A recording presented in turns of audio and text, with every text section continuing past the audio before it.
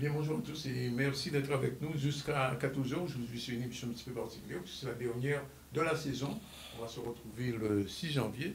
Mais aujourd'hui, j'ai quand même des invités intéressants. Régine Garnier, bonjour. Bonjour. Je devrais dire welcome, elle est guadeloupéenne, mais elle vit depuis combien d'années déjà en Angleterre? Ça fait une vingtaine d'années. Une vingtaine d'années, elle est chanteuse, elle est artiste là-bas. Et elle va nous parler de sa carrière, pour les gens qui ne la connaissent pas, qui vont la découvrir. Gaël Lomino, il est président de l'association One Caraïbes Delta Plan. Bonjour. Oui, bonjour. Merci d'être avec nous. Vous allez nous parler un petit peu de votre activité cette fin Oui. d'année. Plus tard, on va recevoir l'ancien maire de Pointe-à-Pitre, Jacques Bancou, qui, il y a des choses à dire. Il a été maire. C'est la fin de l'année. Il va nous faire un petit peu le bilan de ce qu'il a vu pendant ces derniers mois à Pointe-à-Pitre. Joséphine Ladine, elle est productrice de la série de films animés. Elle est présidente de l'association Georges de la Nature, avec elle on fera un petit point sur ces films qu'elle va diffuser dans les écoles dans les jours qui viennent. Et puis, comme d'habitude, Manik Siartiteka sera avec nous, c'est la chroniqueuse du vendredi. L'actualité, elle est un petit peu brève aujourd'hui, il faut le dire. Deux sujets qu'on va développer plus tard, mais tout de suite, on va donner la parole à Madame Régine Garnier. Merci d'être avec nous en direct. Alors, je vais vous poser la question un peu. On ne vous connaît pas ici. Premièrement, première question. Quand vous arrivez ici après plus de 20 ans d'absence, comment vous trouvez la Guadeloupe? Oh, mais la Guadeloupe, elle est superbe. Hein. Il y a eu des petits changements, ce que j'ai pu voir, mais toujours à chaque fois que je viens, je ne suis jamais trop dépaysée quand même. Oui. Ouais, je ne suis pas venue, ça fait peut-être une dizaine d'années maintenant, mais très belle la Guadeloupe. Oui. Et alors, l'autre aspect, c'est la vie en Angleterre. Quand on est une artiste guadeloupéenne, on n'est pas connu, on débarque en Angleterre. Comment ça s'est passé au début? Ben, en fait, l'Angleterre, c'est un peu différent. C'est déjà la langue. Oui. Bon, si on parle You pas speak l'anglais. English fluently every day. Yeah, fluently English, yes. Oui, après tant d'années, oui. Mais avant d'arriver en Angleterre, quand même, je parlais anglais un peu. Donc, oui, donc ça a été, j'étais pas trop. Mais carrière artistique en Angleterre, bon, la carrière artistique, comme partout, elle n'est pas facile. C'est pas facile d'être une artiste. C'est pas facile pour une artiste, j'en dis black, antillais, africain, ou bien pas, pour toutes sortes d'artistes? Ben, pour toutes sortes d'artistes, mais en Angleterre, quand même, qu'on soit noir ou la couleur de la peau, c'est moins grave qu'en France. Oui, parce que c'est, comme on dit, il y a un melting pot, c'est-à-dire qu'il y a pas mal de gens de différentes nationalités en Angleterre, donc c'est quand même pas mal. Et niveau artistique, il y a quand même des débouchés, il y a quand même des opportunités, il y a beaucoup d'opportunités, mais bon, comme toute personne, il faut les saisir, il faut les saisir, il faut vraiment les saisir. Vous arrivez là-bas, je ne sais pas, je ne me souviens pas, autant j'ai fait des recherches, je ne me souviens pas si Kassav est passé en Angleterre. Oui, Kassav passe en Angleterre. Et il repasse encore l'année prochaine. Il y a un grand concert de Kassav l'année prochaine, oui. Donc là-bas, ils connaissent le zouk. Ils connaissent. Il y a des soirées zouk en Angleterre. Ils ont des soirées zouk. Dans le périmètre, dans le secteur antillais, West Indian, caribéen? Oui, antillais. En fait, il y a des associations. En fait, antillaises, caribéennes, le compas, ils connaissent aussi le compas. Oui, le compas, mais le zouk. les Anglais écoutent ce genre de musique? Ils commencent à écouter. J'avoue, avant que c'était pas très très à la page à Londres, mais ils commencent beaucoup à écouter le zouk. Oui. Et en fait, il y a aussi le compas qu'ils écoutent aussi.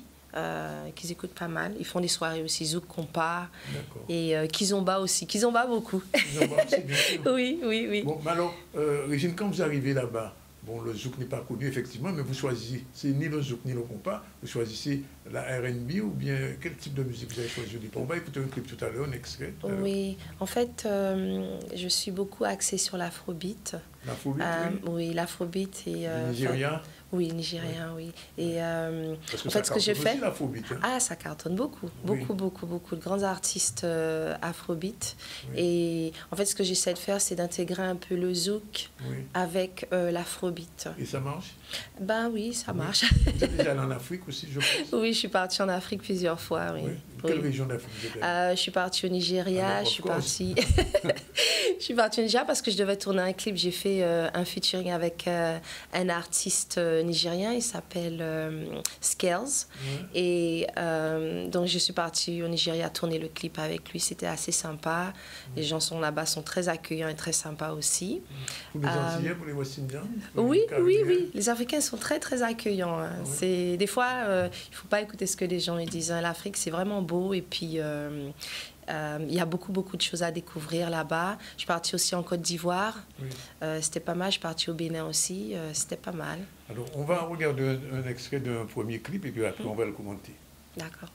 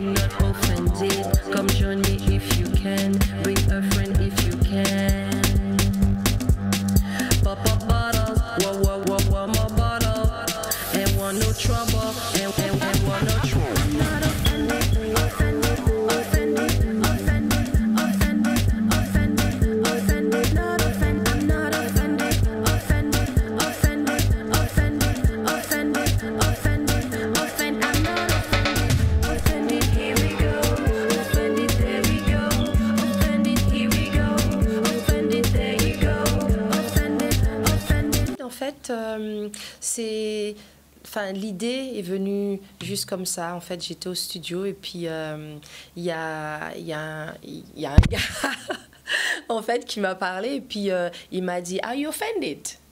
You know, are you offended? Am I offended you?" Et puis c'est parti de là en fait. Et puis on a commencé et puis le producteur il a joué un son et puis on a commencé à un peu chanter dessus et puis c'est comme ça que c'est venu Offended quoi. Alors, en Angleterre, enfin à Londres particulièrement, j'imagine qu'on fait des spectacles. Comment ça se passe en général avec, dans ce milieu-là? Parce que bon, vous êtes arrivé sur de la chance, il n'y avait plus les Beatles, les Rolling Stones sont très âgés maintenant, donc il y a de la place. Bon, c'est vrai qu'il y a des artistes américains aussi qui cartonnent là-bas, mais quand on n'est pas réellement anglaise, dans les spectacles, comment ça se passe? Quand on n'est pas vraiment anglais dans les spectacles, non, je ne pense pas qu'il y a une discrimination au niveau du spectacle, qu'on soit anglais ou pas. Il faut juste s'intégrer et puis je pense que c'est comme partout, avoir connexion. Les connexions, c'est très, très important. Oui. Le réseau. Oui, le réseau. En fait, il faut être dans le réseau et puis il faut tourner avec les gens qui sont au niveau, quoi. Parce que je pense que c'est très, très important, les connexions. Très important. C'est vrai parce que on a essayé Théo de Blues, ça n'a pas encore fonctionné, mais ça va fonctionner un jour. Alors, autre chose, vous êtes déjà passé en France, dans les spectacles en France? Oui, mais ça fait très longtemps. Je suis plutôt, c'est vrai, en Angleterre. États-Unis, Afrique. Oui, voilà. Mais la France, c'est vrai. C'est vrai, j'ai pas fait beaucoup. La dernière fois que j'ai fait un spectacle, c'était quand même un grand spectacle que j'ai fait, c'était, j'ai fait la première des Earth, Wind and Fire sur Paris, quand ils sont passés sur Paris. Et c'était vraiment bien, quoi. Bon alors, et la Guadeloupe alors? Et la Guadeloupe, non. C'est prévu ou c'est pas prévu? J'espère que ce sera prévu bientôt. Oui. Vous êtes là, vous avez profité pour prendre les contacts qu'il faut pour bien faire sûr. quelque chose. Parce que les Guadeloupéens ont envie de savoir qu'il y a une Guadeloupéenne qui vit à Londres et qui fait autre chose. Alors on regarde un extrait du deuxième clip avant de passer la parole à M. Domino. Vas-y. Musique. In the morning, I'm falling in love with you all day. I'm falling in love with you in the morning. I'm falling in love with you all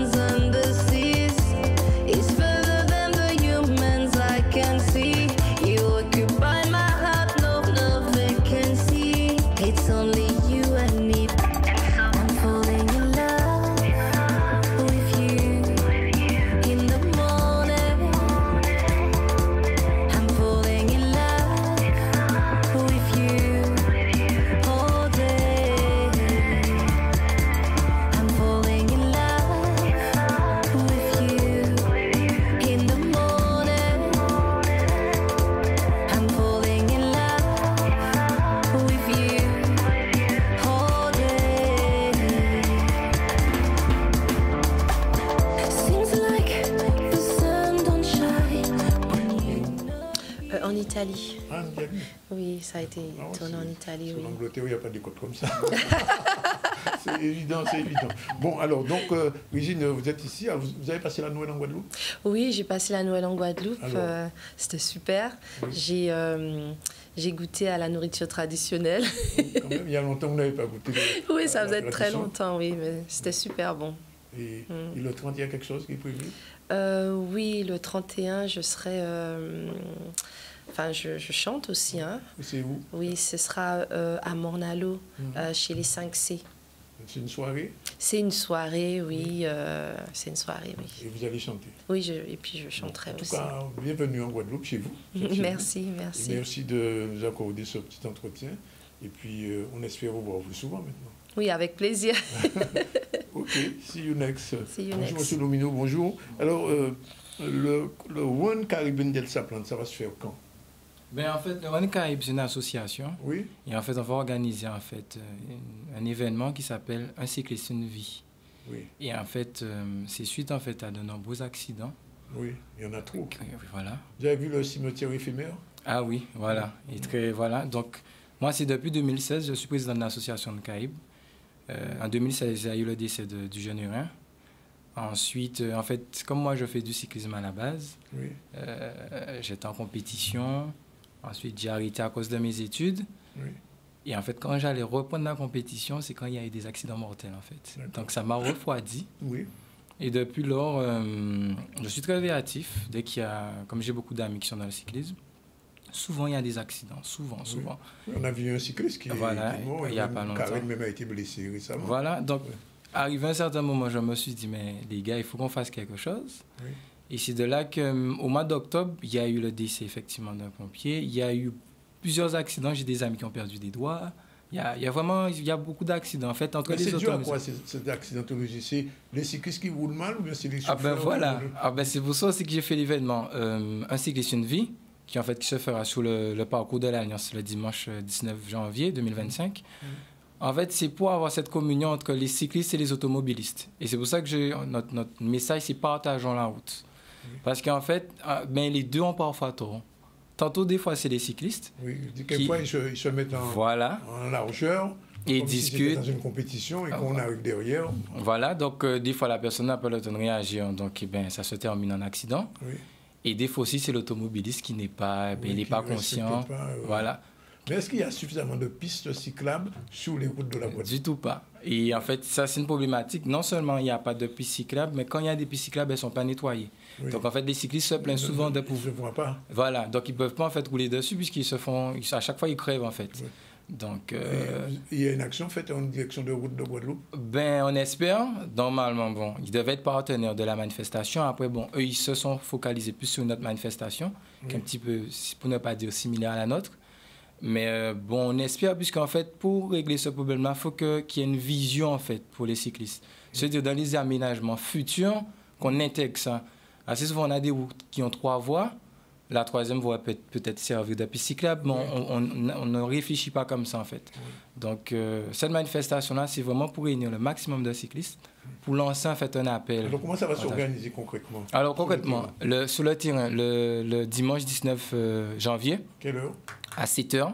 Donc, à 7h, on va recevoir toutes sortes de roues. Cyclistes, mais non motorisés. Hein. Ah, Parce pas que- les moteurs. Pas les moteurs. Parce qu'il y a aussi une accidentologie Voilà, sur les motards aussi. voilà les motards. Mais les motards, on les met dans un autre contexte. Parce qu'en fait, les motards, ce qui est bien quand même, c'est que de leur côté, ils ont beaucoup Ils d'associations. ont des associations, ils font des Voilà, actions. voilà, qui font déjà beaucoup d'actions. Au niveau du cyclisme, on n'en a pas vu. Donc, c'est pour ça qu'on a décidé d'innover et de commencer par, en fait, le circuit de l'Alliance. Donc, en faisant tout le monde venir, débutants, confirmés, amateurs. Et ils vont faire 3 tours sur le circuit.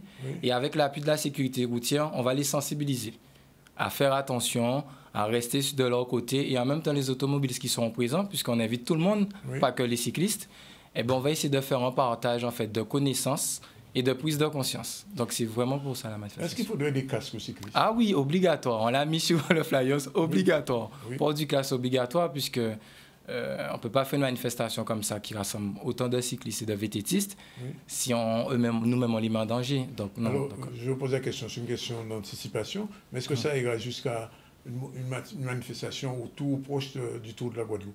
Parce que là aussi... Ben voilà, ben en fait... Parce que même à ce niveau-là, les voitures qui sont dans le tour, quelquefois, il y a des accidents. Il y a des accidents. Donc, c'est pour ça qu'en fait, le projet, la première personne en fait, qu'on a vue pour ce projet-là, c'était le président de la Ligue. Théobald? Parce qu'on a essayé de le sensibiliser, mais bon. Il n'a pas entendu. Il peut entendre.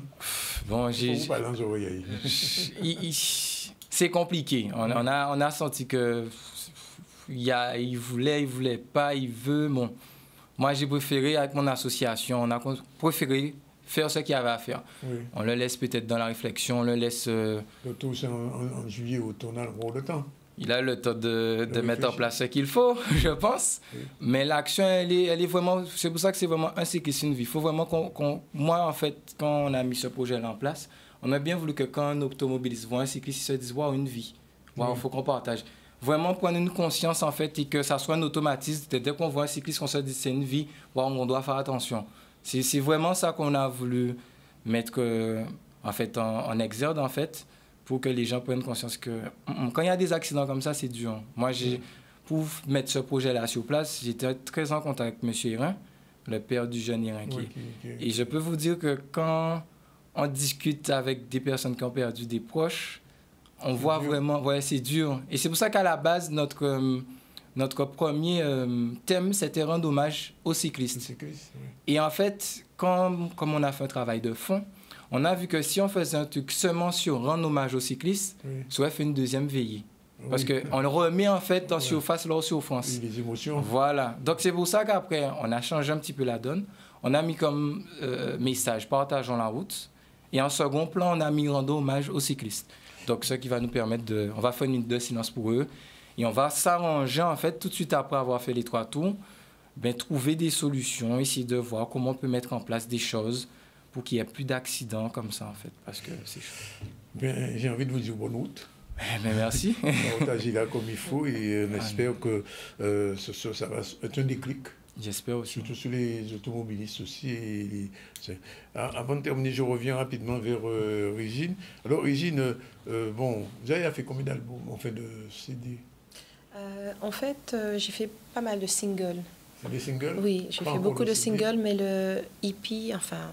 Oui, traditionnel. Oui, voilà. L'album, ce sera pour l'année prochaine. Ah, finalement? Oui, l'année prochaine, c'est dans quelques jours. L'année prochaine. Non, dans 20 ans. Non, mais ce sera pour le mois d'avril. C'est pour le mois d'avril? Oui. Est-ce que vous voulez le présenter ici? Oui, tout à fait. Ah, c'est prévu ça? Oui, c'est prévu. Bon, et ça va être quel type de musique? Est-ce qu'il y aura une petite musique en créole? Quand même, oui, il faut mettre un petit mot créole à la musique anglaise là, quand même. En fait, j'ai quelques chansons que c'est vrai qu'il y a en français aussi. Oui. Mais oui, le créole, c'est vrai. Oui, il faut mettre un petit mot créole là. Oui. Il faut mettre un petit mot créole. Vous pas le créole là, quand même? Non. Pourquoi comprendre le créole toujours? Non, on n'a pas les créoles, hein? On pas les créoles? Mais bien sûr. Non, on va te vous dire rien. On va pas poser la question là. On va les créoles. On s'antillaise quand même. Oui. Ouais, et puis on est très guadeloupéen, très Pointe-Noirien en plus. Oui. Donc, une question sur ça. Donc, rendez-vous donc, en avril. Oui. Oui, et la présentation, c'est ça le premier album, oui. Premier album, combien de titres à peu près? Normalement, ce sera un hippie. Donc, c'est un mini. C'est-à-dire qu'il y aura maximum 10. Mais Oui. Et ensuite, following, suivi par l'album. Ah, il y aura un album? Oui. Ah, parti bien, alors. Non, mais c'est bien. Et ça veut dire qu'il y aura un showcase en Guadeloupe? Oui, c'est ce que j'espère faire, présenter l'album en Guadeloupe et suivi de showcase. Oui. Un showcase? Oui. Et peut-être dans un festival un jour? Ça aussi, hein. C'est vrai qu'il faut... On va voir. Je ne promets rien. On va voir ce qu'on va voir. Ok, en tout cas, merci d'être venu. De rien, c'est au plaisir, je vraiment. Je ne dis pas encore bonne année parce que l'année n'est pas terminée. Donc, profite bien de ce séjour familial. Merci. Aussi bien à Montréal qu'en Pointe-Noire. Pointe-Noire, il n'y a que des garniers à Pointe-Noire. Beaucoup de garniers à Pointe-Noire, c'est vrai. Quand j'ai vu le nom, je me suis dit, garnier, ça peut être quoi Pointe-Noire? Oui, à Pointe-Noire, il y a beaucoup de garniers, c'est vrai. Tu as encore de la famille là-bas. Oui, j'ai de la famille. Donc ça veut dire que si tu fais un spectacle déjà, rien qu'avec les gardiens, tu peux remplir la salle. Voilà. Ok, thank you, merci. Et see you Merci. next. Merci de m'avoir reçu. Pas de problème. Allez, bonne journée. Tout à fait. C'est vrai, c'est vrai. Voilà, il est 12h52. On prend la première pause et on se retrouve tout à l'heure pour la suite de nos invités. Jacques Bangou sera là et Joséphine Nadine, à tout de suite.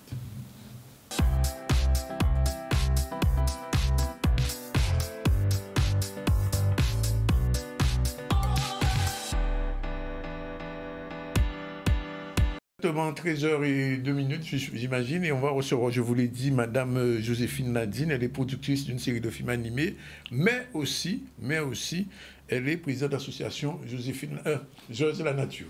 Bonjour.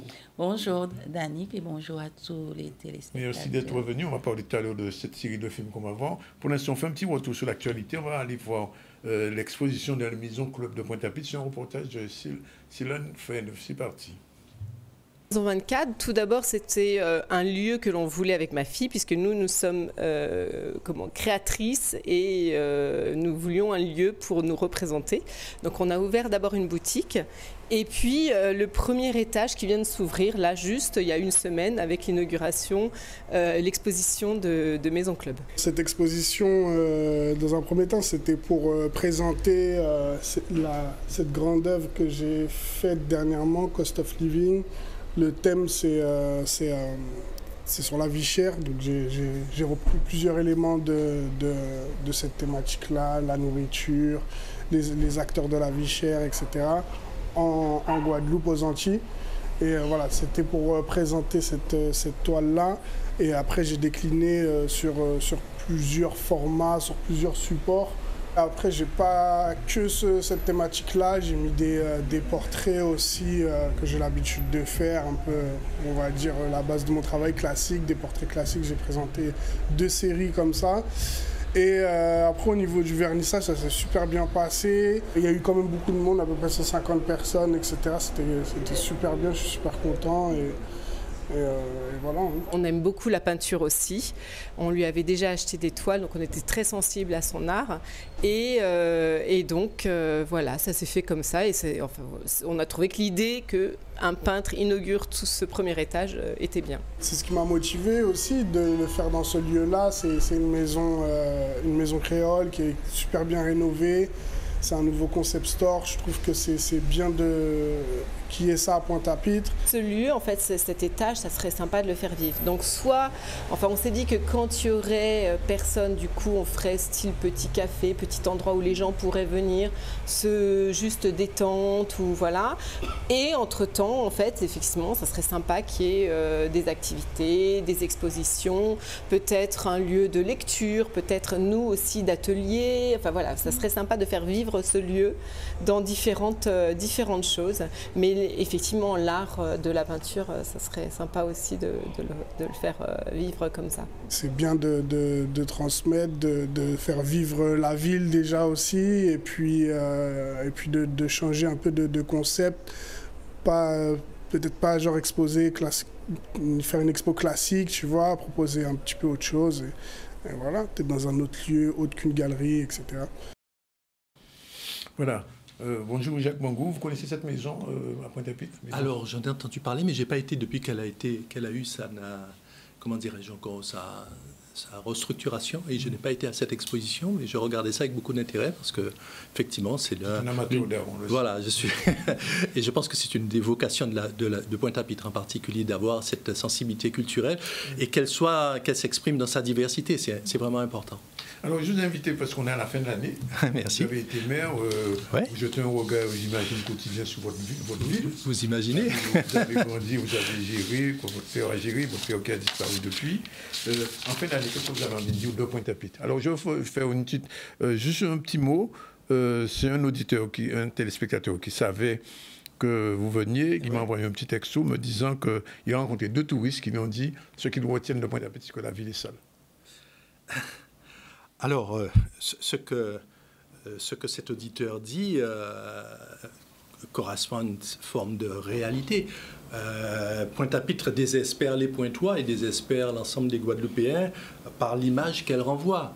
Alors, vous parlez de côté sale, crasseux, peu mal tenu, mais on peut également évoquer la question, on a parlé d'abandon, de ville abandonnée, elle a été pillée dans les conditions que vous connaissez. Il y a beaucoup dents creuses aussi. Oui, mais je trouve que sur les dents creuses, il y a des évolutions qui ont eu lieu et des évolutions qui sont en cours. C'est pas tant les dents creuses qui me semble être l'élément le plus difficile, mais c'est l'absence de soins dans le détail portés au quotidien et à la qualité de la ville. Et il y a la question de l'insécurité, sachant que l'insécurité, elle n'est pas propre à Pointe-à-Pitre, mais à Pointe-à-Pitre, il y a une résonance, Pointe-à-Pitre fait caisse de résonance. Dès qu'il y a une manifestation, voilà, donc, le blackout l'autre jour, on a vu ce qui s'est passé. Le centre-ville peine à être la vitrine de la Guadeloupe, alors que c'est sa vocation. Donc voilà, tout cela fait que je vais un petit peu dans le sens de ce que dit votre auditeur, et c'est la raison pour laquelle il faut rester sur le pont. Oui. Mais alors, qu'est-ce qu'il faudrait changer à Pointe-à-Pitre? Vous avez été maire, votre père l'a été, vous avez été dans l'héritage, et puis il y a eu l'arrivée du Rimel. Qu'est-ce qui manque à Pointe-à-Pitre alors? D'abord, Pointe-à-Pitre, dans l'image que beaucoup de générations ont gardée, c'est l'image de modernité. Oui. Alors, c'est exprimé différemment, mais le premier, ce sont des images, mais le premier prise unique où il y avait le premier escalier roulant, la notion de modernité apparue chaque fois en premier lieu dans la ville et à Pointe-à-Pitre, eh bien, certains regrettent qu'il n'y ait plus cette modernité qui transparaisse à travers la ville.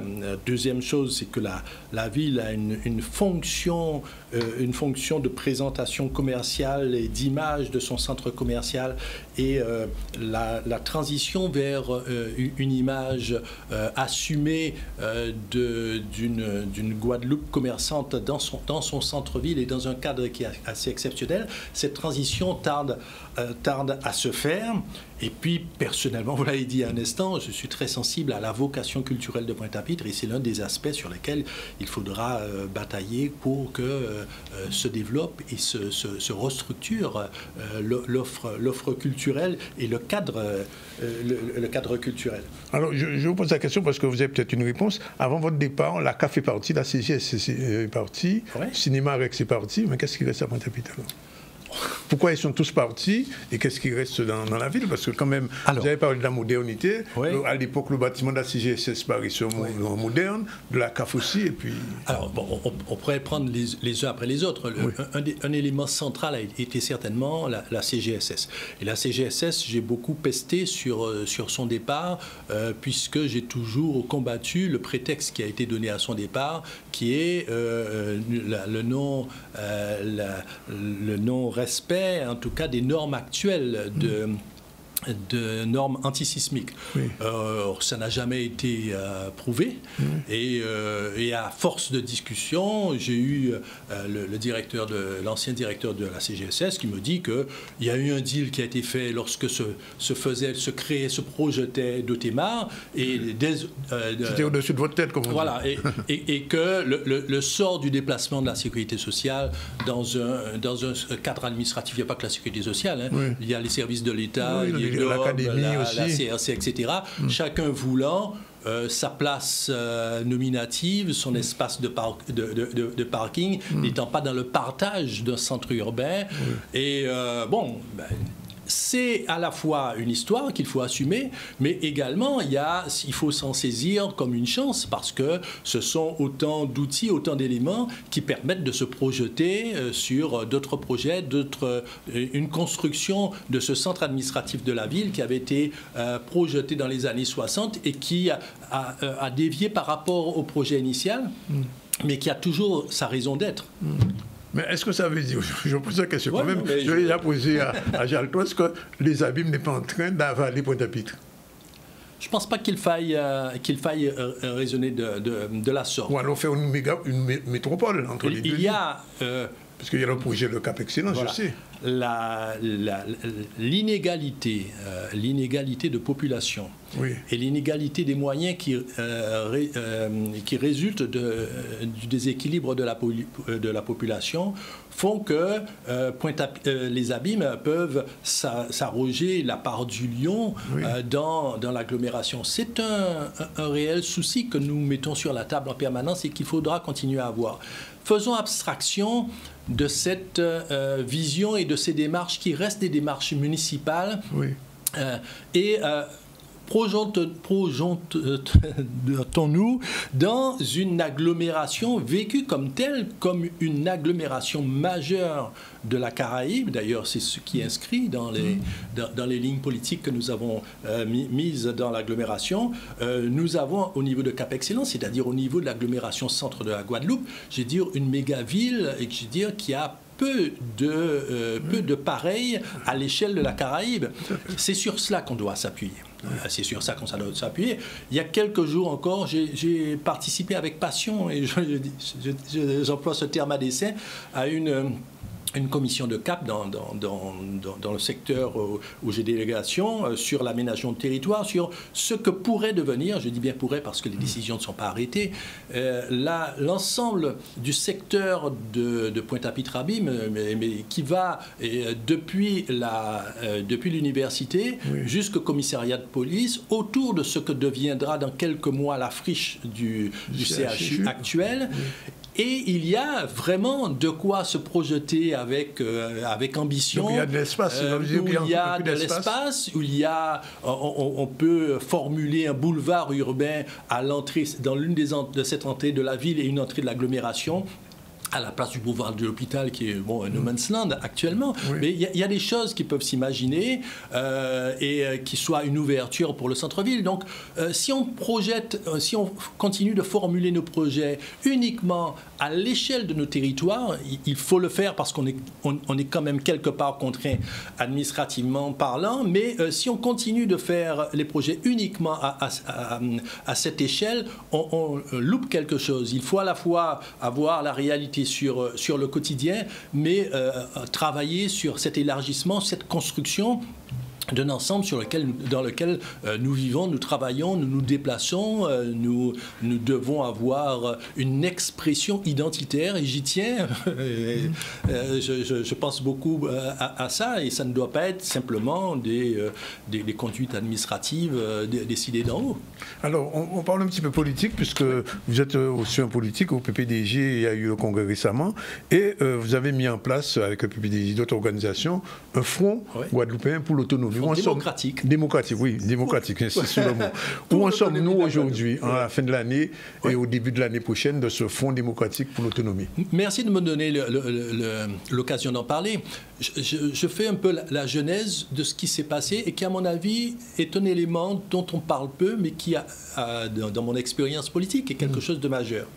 À la suite du congrès du PPDG en décembre 2022, nous avons remis la question de l'autonomie sur la table et nous avons eu tout de suite l'accord de formation avec lesquels nous avons fait un travail très constructif. Je pense au CIPA d'Alain Plaisir, je pense au PSG de Mehdi Keïta, mais également avec toute une série de personnalités qui sont venues, qui ont trouvé ce cadre pour travailler sur la question de Guadeloupe sans avoir à être encartés dans différents pays et qui sont venus avec des apports non négligeables en termes d'expertise administrative, énergétique, scientifique, etc.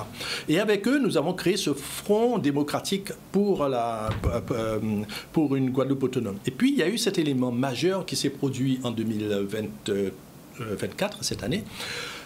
C'est la création d'une commission ad hoc par le département en amont du congrès. Et c'est quoi cette commission ad hoc? C'est de réunir autour d'une table toutes les expressions politiques de l'extrême droite. Même vous anciens ennemis du PC. Mais ce n'est pas nous qui avons choisi, c'est le département qui a invité toutes les expressions politiques. Bon, elles sont toutes venues au début. Certaines ensuite ont pris du recul, mais ce qu'on a pu constater, c'est que tout le monde a parlé, tout le monde a écouté l'autre, et tout le monde s'est rendu compte qu'il y avait une forme de consensus pas une forme, un consensus majeur pour dire qu'il faut produire de la norme en Guadeloupe.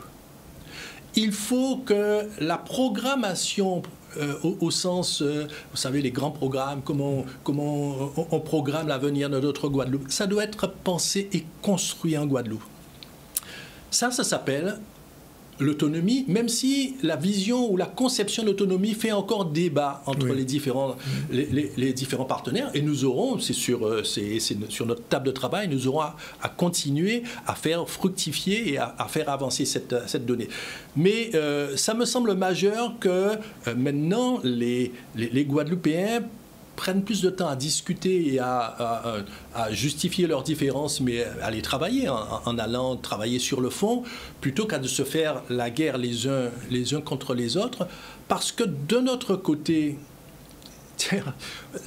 regardez la représentation à l'échelle de l'État français, comment se jouent les Outre-mer. Les Outre-mer, je veux dire, c'est le plus petit le cadet de soucis d'hommes et de femmes qui sont uniquement sur des carrières personnelles. C'est quand même vraiment c'est ce qui se passe est très inquiétant parce que une expression en politique, on ne choisit pas son bourreau. Et quel que soit celui qu'on a en face, il faudra, même si on ne sait pas si ça va être pour une semaine, pour un mois ou quelques mois, il faudra mettre les sujets de la Guadeloupe avec l'interlocuteur d'en face. Et je vois au moins 7 grands sujets qu'il faut mettre sur la table. L'absence de projet, où c'est qu'on va, où va la Guadeloupe. La fuite d'une large partie de la population native de notre pays, la question environnementale, la question des réseaux, eau, électricité et mobilité, la question de la circulation des armes et de la drogue, ce qui génère une autre question qui est celle de la violence et des morts sur la route. Bon, excusez du peu, on est obligé, quel que soit l'interlocuteur, de mettre ça sur la table. Mais on sait bien que ceux que nous avons en face de nous, je veux dire, ils se foutent de nous. Ils n'écoutent pas. Alors, d'où le fait que nous devons nous parler entre nous et discuter aussi. Qu'est-ce qu'on peut faire avec nos armes? Alors, justement, je me pose la question parce que dans une interview hier, M. Lotzbaum nous a dit que le Congrès va se remettre à table, autour de la table au mois de janvier, probablement. Alors, est-ce que le Fonds démocratique de la Guadeloupe pour l'autonomie sera un acteur positif dans ce débat? Parce que l'OSBAR, avec le GIECR, tout seul ne peut pas arriver à l'autonomie de la Guadeloupe, ni à l'Assemblée unique. Alors comment vous allez le conforter? Et je dis ça parce qu'il y a d'autres organisations, il y a une organisation nationaliste que vous connaissez, la NG, qui est aussi pour l'autonomie. Comment tout le monde a sa assemblée? Alors je crois d'abord que c'est nos organisations qui ont d'ailleurs se sont réunis pour faire à la veille du Congrès une conférence de presse, parti autonomiste, parti nationaliste, PCG et autres, pour dire écoutez, même si nous sommes différents, nous voulons acter d'un certain nombre de choses communes. Un dénominateur commun. Voilà, un dénominateur commun, un peuple Guadeloupe pour lequel il faut se battre et des priorités que nous pouvons avoir, mais que nous déclinons de manière différente sur l'économie, sur l'éducation, sur être au sein de l'Europe ou en sortir, quel gain qualitatif on pourrait avoir, sur la question de la maîtrise financière. Bref, donc il y a eu ce débat.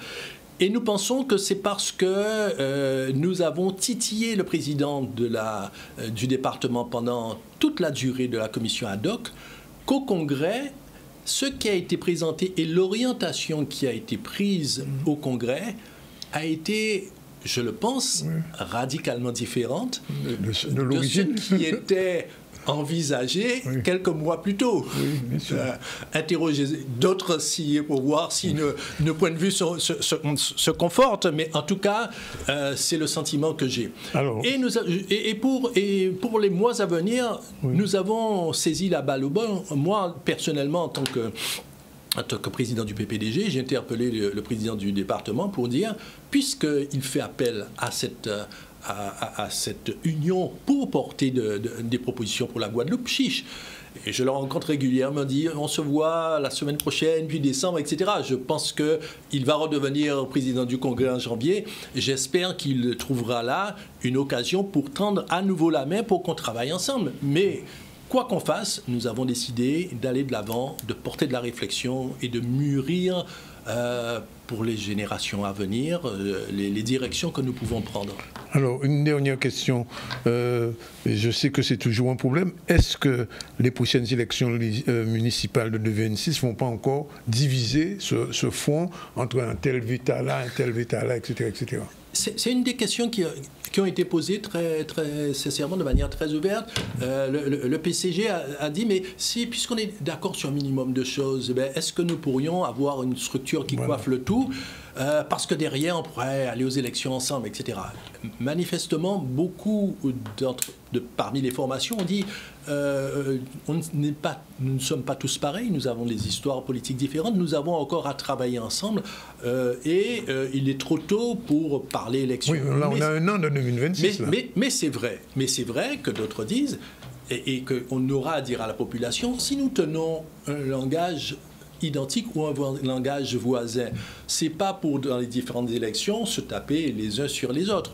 Donc je pense que les élections à venir seront des étapes qui vont justement montrer si ce camp d'union qui est en train de se dessiner, s'il a de l'avenir et s'il peut construire pour la Guadeloupe. Parce que, je veux dire, c'est vraiment fondamental. Chaque année, nous perdons des milliers de Guadeloupéens. Oui. La production guadeloupéenne, la production agricole est en train de disparaître. Oui. Donc, on peut se faire plaisir en se racontant plein de choses, mais la réalité, elle est celle-là.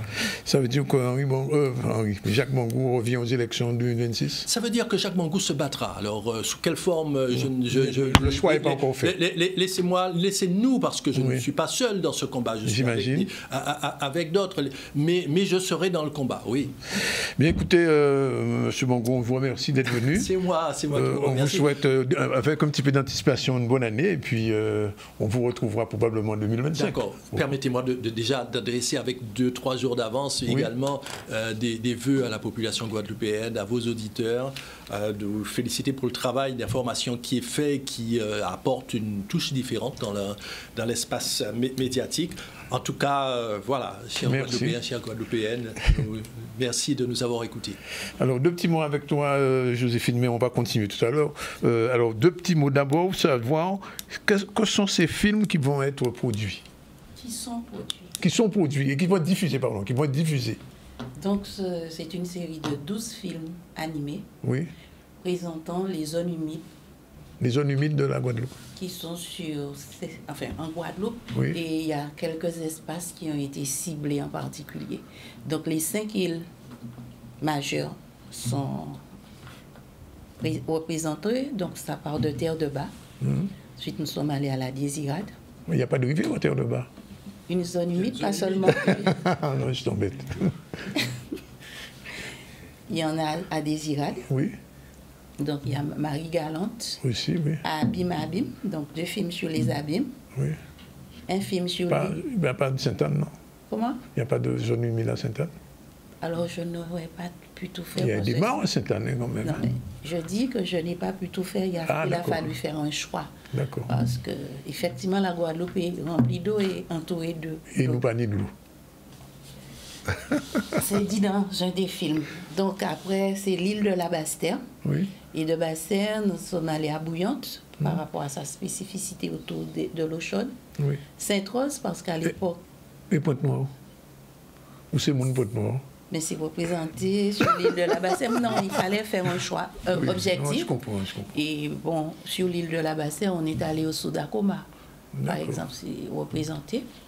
Donc après Sainte-Rose, parce qu'à l'époque, il n'y avait pas de régie, ils étaient autonomes, ça a changé depuis. Donc, mais il y a quand même les eaux soufrées. Il y a un certain nombre de rivières, la source de Madelonnette, il y a des mares à Sainte-Rose. Donc, tout ça a été représenté. Après Sainte-Rose, nous sommes partis en kayak pour arriver à vivre au Mornalo. Et au Mornalo, c'est vraiment zone humide par excellence, ne serait-ce que par son nom. Oui. Alors, il faut quand même dire, Joséphine, que vous êtes la productrice de tous ces films, hein, Oui, sans subvention, sans rien. oui, Oui. Ça a dû coûter quand même un petit peu bonbon, comme on dit. Hein. oui. Oui. Est-ce que j'ai fini de payer? Non, Mais alors, ça va être adressé projeté à des enfants ou bien au grand public? c'est au tout public. Donc après Mornalo, il y a l'île de la Grande Terre, Oui. il y a Saint-Martin et Saint-Barthélemy. Oui. Donc un regard assez large des différentes zones humides présentes. Donc, vous êtes devenue la spécialiste des zones humides de la Guadeloupe, en quelque sorte. Au Alors, tout je moins au dirais- cinéma. Je ne dirais pas spécialiste parce que je suis quand même entourée, j'ai quelques références qui me conseillent, qui me guident. Donc le regard est large. Oui. Alors, l'objectif principal, c'est quoi? C'est sensibiliser les Guadeloupéens à cette problématique? Disons que c'est ça parce que je suis professeur documentaliste et il y a des choses qui m'ont manqué. Donc autant que faire se peut, j'ai essayé de combler quelques vides. Oui. Alors, il y a combien de films? 12 films? 12. 12 films. Et la première projection, c'est quand? Alors, pour avoir une chance de l'exploiter, de la faire connaître, j'ai dû créer un festival. Ah. Mon objectif au départ, c'était pas de créer un festival, c'était de créer C'est que la Guadeloupe, c'est la terre du festival. C'est en Guadeloupe qu'il n'y a plus festival. Dans le Caraïbe, là. Non, mais sérieux, hein. Non, mais sérieux. En Guadeloupe, Mais c'est ça un fera spécial. le dernier Ben, c'est né. bon, c'est C'est pas le un problème. dernier Hein. né. Au contraire. C'est le dernier né. Donc, c'était de proposer aux institutions, dont c'est la mission, de sensibiliser, mais jusqu'à maintenant, Zéro réponse. il y a une réponse Ah, quand qui même. était très malheureuse. Ouais. C'est que Oui. il m'a été dit que ça ne devra pas faire l'objet d'une prestation, ça devra faire l'objet d'un partenariat où ça sera du bénévolat. Oui. Donc, je me suis dit que j'aurais quand même les sous. Et le festival démarre quand? Le 1er février, donc ça sera du 1er février au 12 février, Oui. donc avec une soirée d'ouverture Où ça? en Cannes-là, Oui. une deuxième soirée, bon, je dirais pour la suite, parce que l'idée c'était de présenter les 12 films et après vraiment d'aller vers les escales. Donc encore aux abîmes, pas faute en moi. Oui. Et Pointe-à-Pitre t'a proposé rien?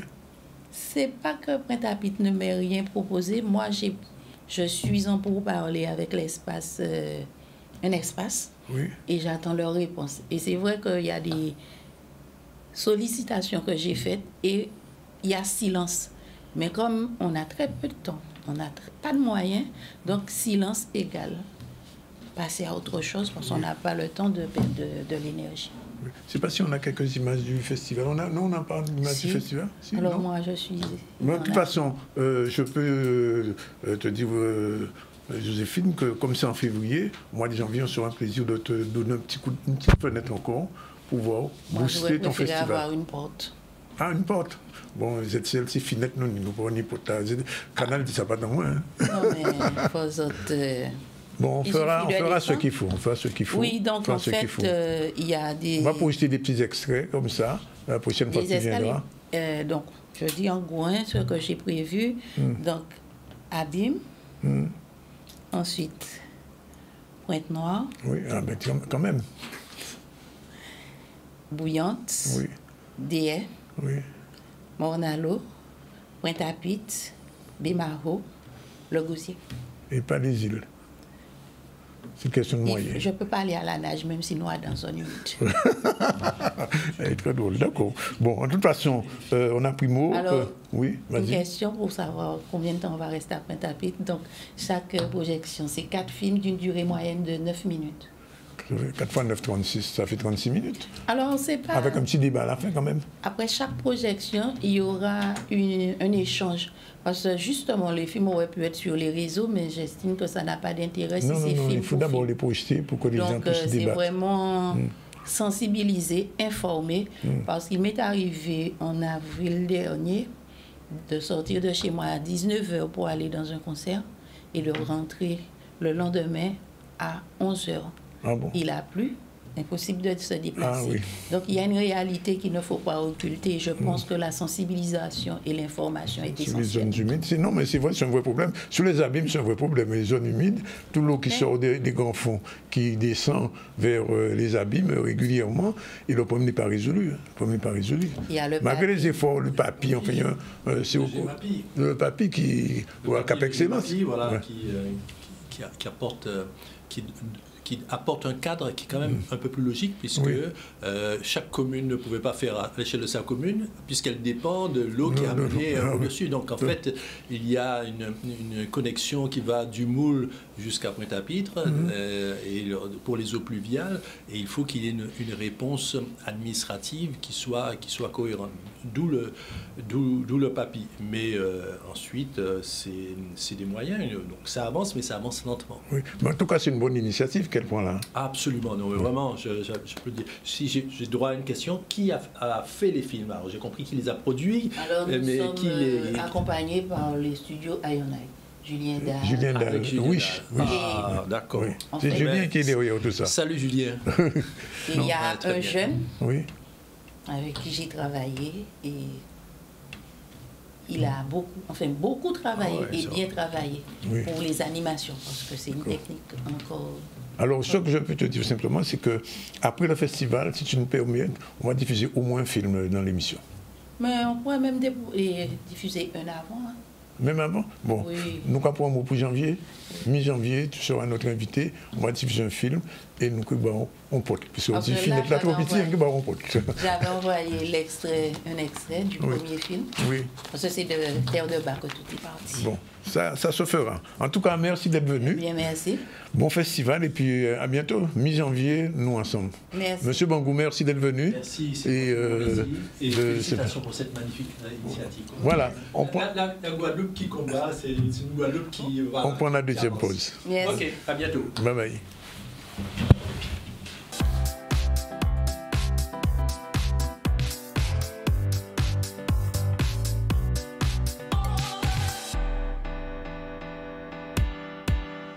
Voilà, nous sommes dans la dernière partie du ZCL de 2024. Merci d'être avec nous depuis le début de l'année et de vous retrouver nous l'année prochaine. Et je vais recevoir dans un instant Manick. Bonjour. Bonjour Danick. Manick qui a une année oh là là, de voyage, de manifestation. On peut parler de tout ça. Avant d'entrer dans le fond du sujet, tu nous parles un petit peu de ton année 2024, de tout ce que tu as fait. Avant ça, on va faire un petit tour de l'actualité. On va dans les parkings Horizon avec un reportage d'Olivier Félix. C'est parti.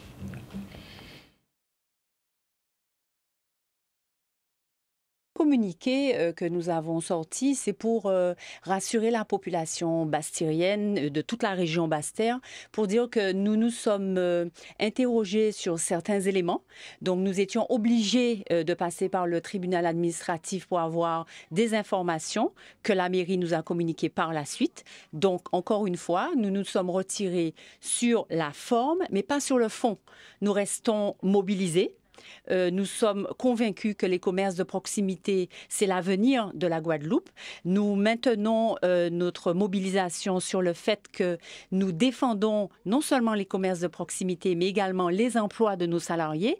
Et encore une fois, qu'on ne s'y trompe pas, nous sommes déterminés, non aux grands groupes et oui aux commerces de proximité de notre Guadeloupe. Ce parking, c'est un outil nécessaire au développement économique. Il est placé en bord de mer, donc effectivement, c'est dangereux pour la population, justement en cas de tsunami ou de mauvais temps. Les dernières années nous ont démontré également que le parking a été impacté lors du mauvais temps. Donc, nous ne sommes pas contre l'implantation d'une nouveauté à Basse-Terre, mais nous souhaitons quelque chose de complémentaire, quelque chose qui apporte un plus, une plus-value, et surtout qu'on ne touche pas au patrimoine bastérien. C'est l'avenir de nos enfants. Je pense qu'il existe assez de grands groupes. On a la possibilité d'avoir un projet à taille humaine, un projet complémentaire et non un projet qui menace l'ensemble de cette partie du territoire. Nous tenons quand même à rappeler qu'il n'y a eu aucune concertation avec les forces vives. Donc la mairie a décidé de vendre ce parking Horizon Caraïbes sans concertation, ce qui est dommage. Il était plus judicieux de demander quand même l'avis aux forces vives, l'avis à toute toute cette population et ces commerces qui font quand même de Basse-Terre ce qu'il est. Et nous avons pu également démontrer ces derniers temps par les animations de Noël en nous qu'il y a une capacité à Basse-Terre et que nous avons la possibilité de refaire vivre cette ville en faisant un centre commercial à toit ouvert, ce qui est pas négligeable. Bien, c'est un vrai débat sur lequel nous reviendrons bien sûr, puisque vous savez que la mairie avait fait appel de la décision du tribunal. Le tribunal a accepté que le parking soit livré à un grand groupe à Yacht, je crois, ou un autre. Donc, à Basse-Terre, c'est une problématique parce qu'il y a, c'est vrai, des petites entreprises. Et là où vont un grand groupe à Donville, ben, automatiquement, ces entreprises seront faites. Donc, c'est un débat sur lequel nous reviendrons, puisque nous aurons le maire de Basse-Terre comme invité en janvier. Et il nous parle de ça. Dernier sujet de ce ZC, avant de donner la parole à Manick, c'est l'économie touristique. Alors, on dit souvent que la Guadeloupe, le tourisme, etc., etc. Bon, alors quand un touriste vient ici avec son sac au dos, combien il dépense par jour, par semaine? Alors on nous a dit que les touristes les plus, entre guillemets, avantageux pour la Guadeloupe dépenser à peu près 1 700 €, mais ce n'est pas suffisant. Et il y a un travail qui est fait pour inciter. Mais là, le résultat, c'est que pour l'instant, au niveau touristique, la Guadeloupe vit du tourisme, entre guillemets, mais c'est pas là-bas, au bas de la Guadeloupe. Reportage de Maxime Morel. Beaucoup de tourisme, c'est pas tellement acheté. Cette année-là, c'est complètement différent. Et franchement, c'est vraiment différent, contrairement avec l'année avant, avant le Covid. En fin d'année, le tourisme est quand même encore un petit peu calme. Bon, là, on sent quand même qu'avec les vacances de Noël, on a un peu de fréquentation, puis aussi avec les bateaux de croisière. Mais c'est encore calme. Qu'il y ait du monde ou pas, c'est bien vendre l'île. Parce que je parle du sens que lorsque le marché ne fonctionne pas, il y a toujours du tourisme qui rentre en Guadeloupe, mais ce n'est pas forcément le marché qui va fonctionner. Ça va être les boutiques, les hôtels, les restaurants. Pour moi, dès que la Guadeloupe fonctionne, c'est bon, quoi. C'est pas forcément le marché qui doit fonctionner, quoi, tu vois. On est venu fêter Noël avec ma soeur qui travaille ici, en Guadeloupe, et du coup, c'était l'occasion de passer Noël au soleil, parce qu'on avait toujours rêvé de faire ça. Et donc voilà, on était super heureux de retrouver un peu du soleil pendant le temps gris à Paris, quoi. Effectivement, c'est un voyage familial pour pouvoir profiter de la chaleur et de l'exotisme, alors qu'en métropole, il fait extrêmement froid. Ça fait un jour que je suis arrivé, ça se passe bien, il fait beau. Rien à dire pour l'instant, c'est positif. On essaie d'acheter des trucs locaux en ce moment, on vient juste d'arriver. Oui, il y en a beaucoup de gens qui regardent, juste regarder, mais c'est pas acheté. Hein. Surtout la clientèle française, elle n'achète pas. Elle regarde, elle a envie, mais elle ne peut pas. Et ceux qui achètent plus, ça va être vraiment les Américains, les Canadiens. Voilà, mais c'est difficile. Le pouvoir d'achat en métropole qui a excessivement baissé, les gens n'ont plus de quoi finir la fin du mois. Donc en fait, même s'ils arrivent à venir en Guadeloupe, ah ben, c'est pour tout le nécessaire et pas le surplus, quoi. Un vendeur comme moi ne peut pas dire que le touriste ne peut pas acheter. Ça veut dire que c'est moi qui n'ai pas su lui vendre. Je dois trouver une façon de trouver ce qui lui plaît, ce qu'il a droit d'amener chez lui.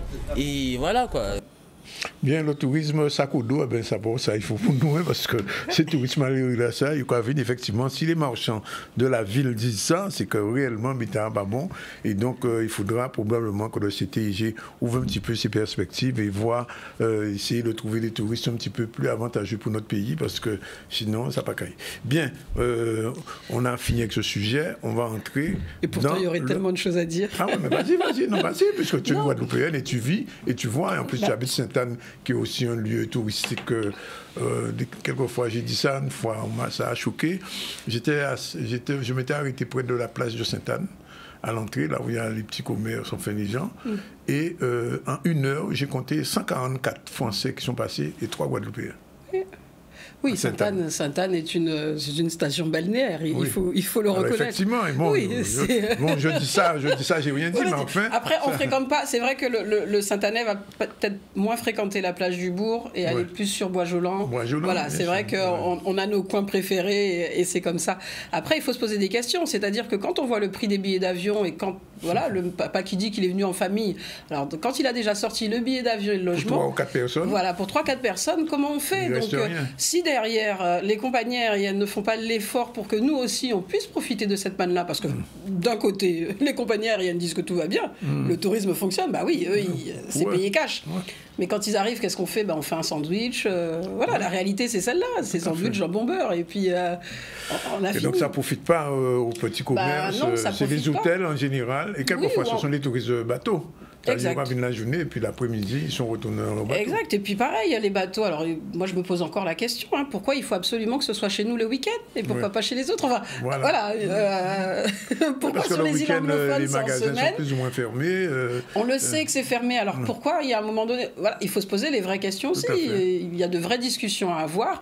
Et je pense qu'à un moment donné, il va falloir que tout un chacun arrête de se regarder le nombril et une vraie vision guadeloupéenne. Parce qu'encore une fois, on ne travaille pas pour être à la télé et pour faire le joli, le beau. Oui, j'ai réussi à faire ça. Non, c'est pas j'ai réussi à faire ça. Qu'est-ce que je fais pour la Guadeloupe? Quelle vision j'ai pour la Guadeloupe? Ça, c'est important. Bien, alors, générique. Ça, c'est dit. Oui, c'est dit. Il fallait le dire. Non, Mani, il ne faut pas penser qu'on va penser que c'est un qui audio beaucoup. Non. Nous sommes Guadeloupéens et dans le pays là. Alors, c'est parti pour le générique.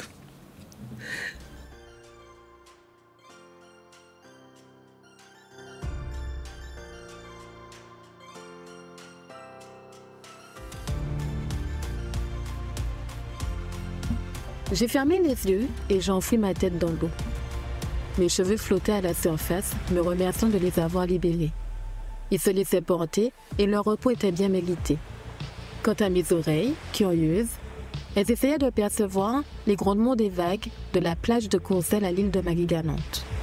Mes pieds, qui ne recevaient que très peu d'affection, se laissaient séduire par les baisers des petits poissons, aussi blancs qu'invisibles au-dessus du sable. Voilà, alors première question, Manik, l'année 2024, qu'est-ce qu'elle a été pour toi? Une année de enfermé chez toi, qui ne bouge pas ou pas? Je ne sais pas, je pose la question tout bêtement. Alors, il faut savoir, je vais quand même le dire. Alors, j'ai 2 enfants, je leur fais d'ailleurs un petit coucou à Lia et Luc. Donc, j'ai 2 enfants qui sont quand même scolarisés en Guadeloupe. Je suis plus souvent en Guadeloupe qu'à l'extérieur. Ah bon, c'est vrai, ça? Oui, c'est vrai. C'est juste qu'effectivement, quand je suis en Guadeloupe, on va beaucoup moins se me voir. Parce que, voilà, une voix, une histoire, c'est énormément de travail en souterrain, vraiment, en sous-marin. Et effectivement, quand je suis dehors, ça se voit. Mais ça ne veut pas dire que je passe... sur une année, sur 12 mois, je suis 4 mois dehors. Combien de voyages il y a eu cette année? Allez, on nous compte. Vraiment? Oui. Donc en février, je suis partie à la Nouvelle-Orléans. Au mois de mai, je suis partie en Côte d'Ivoire. Paris, je l'ai fait 2 fois. On est à 5 ans. Oui. Je suis encore repartie à la Nouvelle-Orléans. Ça fait 6. Ça fait 6, c'est bon. 6 et voyages. je suis rentrée chez moi. Donc 6 voyages en 12 ça mois. Fait 6 mois. Ça fait une belle ambassadrice quand même. Ça fait une belle ambassadrice et encore une fois, au-delà de ça, je suis... c'est pas moi que je véhicule, en tout cas quand je suis à l'extérieur, et c'est pour ça que je parle de vision guadeloupéenne. C'est-à-dire qu'aujourd'hui, on a un regard sur la Guadeloupe, c'est pas sur Manic, c'est Artiteka. Je suis pas importante dans le... Tu es visible, mais c'est au-delà. C'est vraiment au-delà. C'est-à-dire que moi, ce que je porte vraiment, c'est une vision guadeloupéenne sur ce qu'on fait autour du livre, ce qu'on peut véhiculer autour de notre culture, autre que la musique, autre que l'amusement, etc. Et le sport. C'est pouvoir se dire qu'aujourd'hui, voilà, quand je suis à l'extérieur, on se dit bien tiens, la Guadeloupe, je vais aller chercher sur la carte. Et effectivement, c'est ce qu'ils proposent, etc. La signature avec Spotify, encore une fois, c'est pas rien. La dernière personne qui a signé avec Spotify, c'est Kalash. Oui. Voilà. La réalité, c'est ça. À peu près, voilà, c'est exactement ça. Et aujourd'hui, pouvoir se dire que Spotify signe avec une entreprise guadeloupéenne, et pas avec Manic Artiteka, avec une entreprise guadeloupéenne qui englobe d'autres entreprises, puisque je ne travaille pas toute seule. C'est les éditions Jazor, c'est les éditions Negmaron, c'est les éditions Zaboka, etc. C'est PLB Éditions. C'est faire en sorte justement qu'il y ait une visibilité sur toutes ces autres maisons d'édition. Donc c'est peut-être, Manic Artiteka qui chapeaute, etc. Peut-être, c'est ce que certains ont envie de voir pour me sanctionner. Mais la réalité, c'est que moi, je travaille pour la Guadeloupe et je continuerai à travailler pour la Guadeloupe. Et tu es dans l'esprit ZCL. Bon, alors, dernière question. Oui. Combien de voyages prévus pour 2025? Là, tu étais à 6, alors. Ça va doubler ou bien ça va... Il semblerait que... Alors, je n'ai pas le choix, mais je crois que je vais devoir doubler, mais en étant vigilant, parce que ma fille, cette année, passe le brevet. Donc, en avril-mai. Je suis Louis, Alors, bizarrement, c'est peut-être les mois où je ne serai pas là. Mais je me suis organisée pour. Mais effectivement, ça va doubler parce qu'il y a des rendez-vous que j'ai loupés cette année. Oui. Parce que ça me faisait trop sortir. Oui. Ah bon, notamment, oui. Alors, moi, je devais être à Dakar, là. Ah, tu devais être à Dakar. Je devais être à Dakar, là, en décembre, oui. Et là, c'était la Côte d'Ivoire aussi, quand? La Côte d'Ivoire, c'est au mois de mai. Là aussi, le ZCL est invité. Hein, oui, je sais, j'ai noté, je l'ai noté. Si j'ai noté, je dois être à Dakar. Je dois être également en Guinée. Pas de Canada cette année? Si, l'année prochaine. Oui, l'année prochaine. Il y a eu un Canada cette année. Non, pas cette année, l'année dernière. C'est l'année dernière. Mais cette année, oui, ça se profile là. J'attends encore des précisions. Mais ça se profile pour le mois de février, le mois le plus froid quand même. Oui. Voilà. Bon. Avec de beaux témoignages, mais je préfère encore une fois laisser les organisateurs de cet événement en parler plutôt que ça vienne de moi. Donc, Bien, alors aujourd'hui, de quoi nous parlons? Alors aujourd'hui, c'est ce fameux bilan 2024, mais également parler de la rentrée 2025. C'était important, alors même si effectivement le ZCL a déjà fait sa rentrée, mais c'était important. Là, c'est la sortie, aujourd'hui. C'est la sortie, oui. Mais on a fait le 30 en septembre. Oui, on a la rentrée de septembre, oui, bien sûr. Mais là, voilà, il va y avoir une nouvelle rentrée, effectivement, pour Une Voix, une Histoire, et ce qu'on va proposer. Et d'abord, je tenais tout d'abord à te remercier donc, pour cet espace que tu laisses à Une Voix, une Histoire. Pas de problème. Tu n'as même pas besoin de nous dire merci. Non, il faut, c'est important. Mais non. Il y a un moment donné, là, il est bon. Et je remercie aussi toutes ces personnes qui m'arrêtent dans la rue, qui viennent me dire bonjour, qui m'ont dit qu'ils m'ont vu sur le plateau, etc. Non, mais c'est bien. Non, alors moi, il y a une question quand même qui est importante. Est-ce que quand même la TPE commence quand même à décoller? Oui, bien sûr. Bon. C'est-à-dire, okay. Je ne donne même pas de chiffres. C'est bon, dis-moi oui, bon. Et ce qui est intéressant, alors c'est vrai que on fait régulièrement les top 3 des régions où il y a le plus d'achats. La Martinique était fortement en tête jusqu'à il n'y a pas très longtemps. Oui, la Martinique consomme plus de livres audio que la Guadeloupe. Et qui a doublé la Martinique? La Guadeloupe est repassée devant. Sur la toute fin d'année, là, la Guadeloupe est repassée devant avec un petit pic sur la Guyane qui commence à, fortement s'intéresser à ce qui se passe.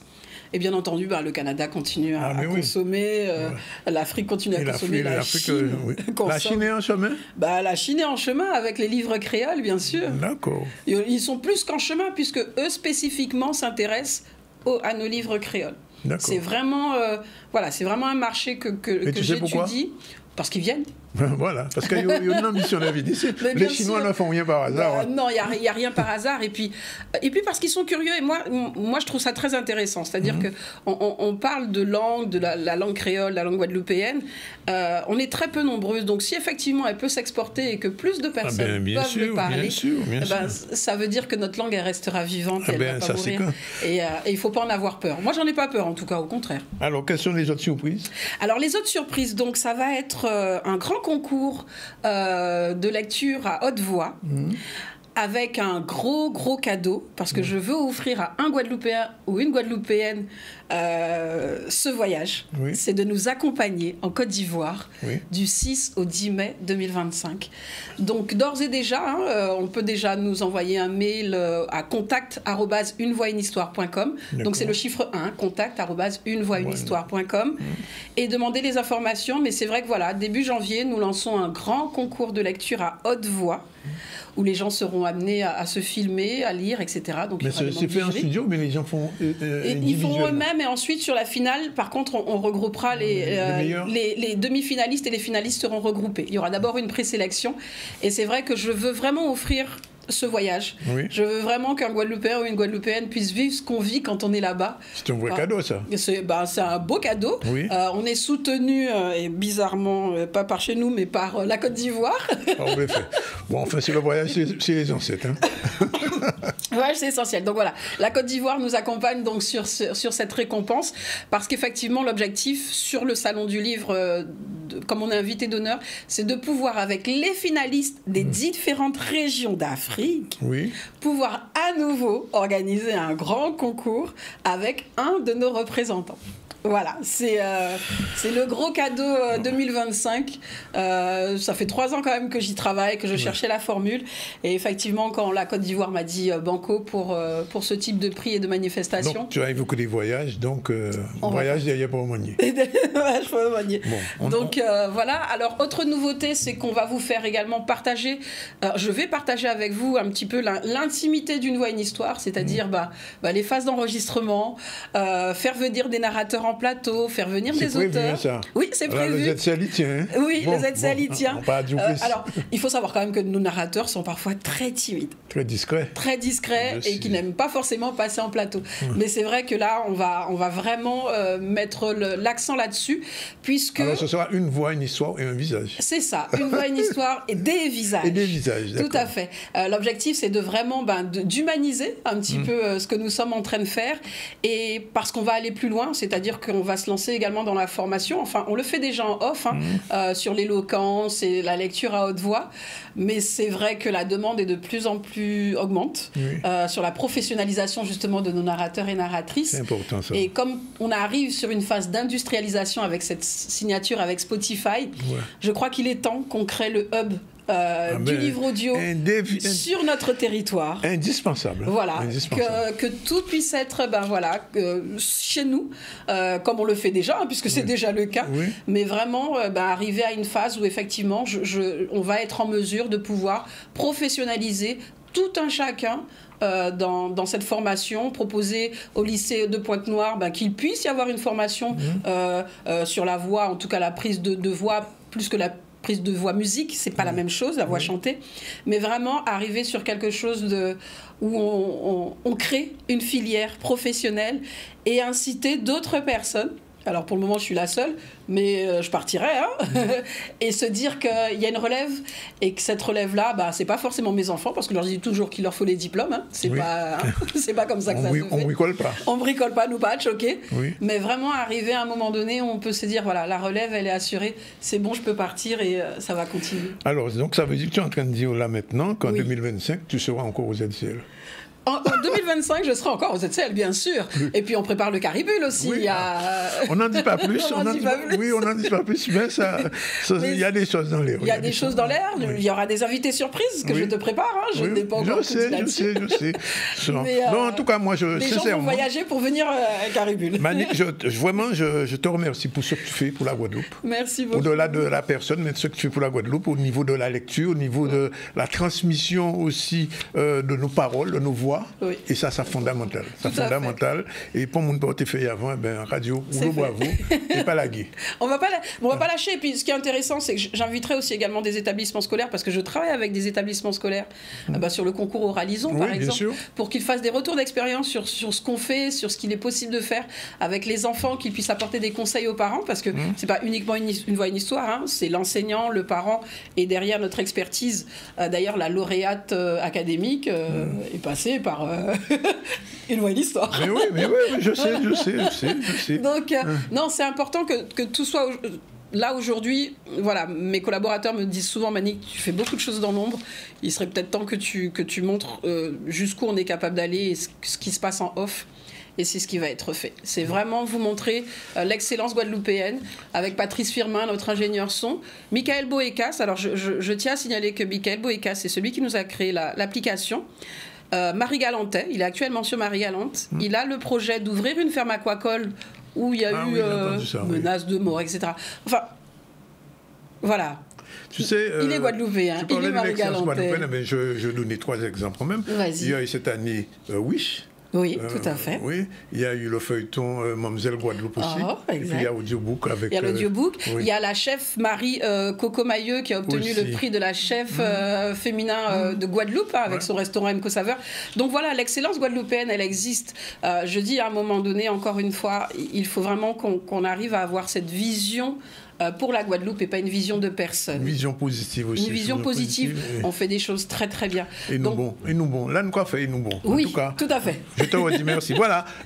Alors aujourd'hui, on a reçu, alors on commence par la fin pour une fois, parce que le début, il y a un petit clip qu'on va passer. On a reçu Manique, elle vient là, elle nous a dit l'année prochaine qu'elle voyager. Et nous réveille. Joséphine Nadine est venue. Elle est productrice de films animés. Alors c'est la dame qui était tout à l'heure, et elle a produit 12 films animés sur les zones humides de la Guadeloupe qu'elle a produit avec son argent. et qu'elle va diffuser dans un festival, parce que la Guadeloupe c'est la terre des festivals, je disais.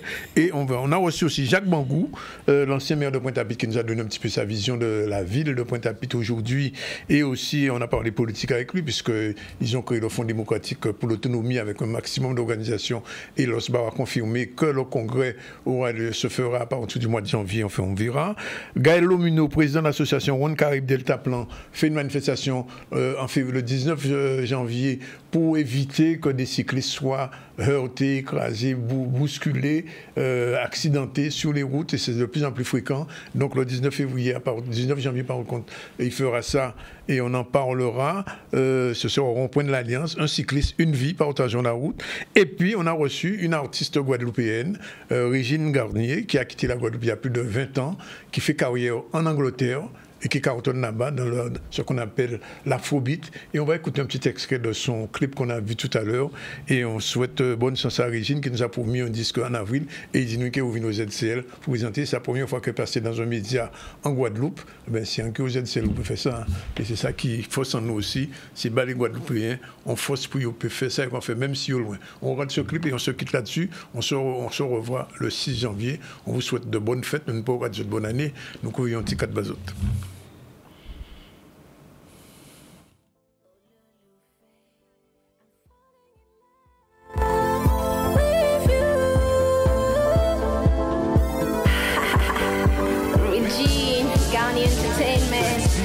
I'm falling in love with you in the morning.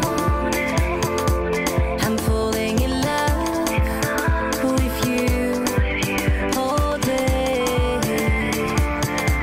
I'm falling in love with you in the morning. I'm falling in love with you.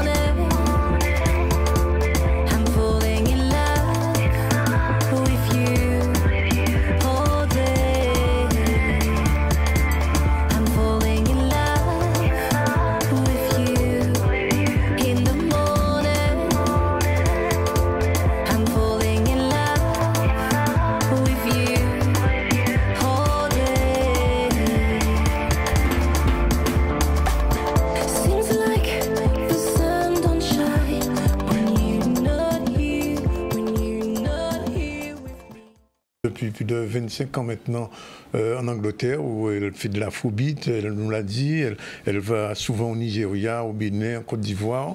Et il partait pour le monde qu'on est en Guadeloupe, désormais ce qu'on est lui. Elle fera un disque qui sortira, son premier disque, puisqu'elle faisait des singles, mais là elle va faire un album qui sortira au mois d'avril.